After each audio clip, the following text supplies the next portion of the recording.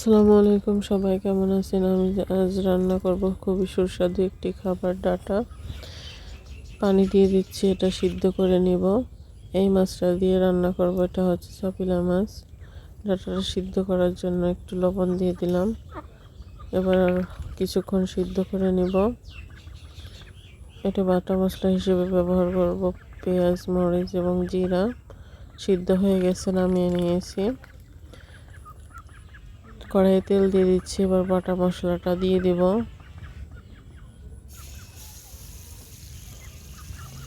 এরপরে আদা রসুন বাটা দিয়ে দিচ্ছি। এরপরে পরিমাণ মতো হলুদ দিয়ে দিচ্ছি। শুকনো মরিচের গুঁড়া দিয়ে দিলাম। মশলাটা ভালোভাবে কষিয়ে নিচ্ছি। ডাটা খুবই পুষ্টিকর এবং ভিটামিনযুক্ত খাবার, এতে সব ভিটামিনই পাওয়া যায়। মাছগুলো দিয়ে দিলাম মশলার ভিতরে, কিছুক্ষণ কষিয়ে নিয়ে নামিয়ে নিব। ডাটা সব অঞ্চলেই চাষ হয়ে থাকে, এটা শীত গরমের সব ঋতুতেই পাওয়া যায়। মাছগুলো উঠিয়ে নিয়েছি এবং সেই মশলাতেই আমি ডাটাগুলো দিয়ে দিয়েছি। কষিয়ে নিব কিছুক্ষণ। ডাটা শাকও খাওয়া যায়, আবার ডাটাও খাওয়া যায়। মাছটা অন্য পাত্রে নামিয়ে নিয়েছিলাম।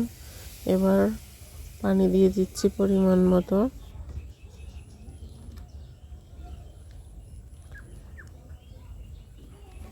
পানিটা ফুটে উঠেছে, এবার মাছগুলো দিয়ে দিব। মাছগুলো দিয়ে দিয়েছি,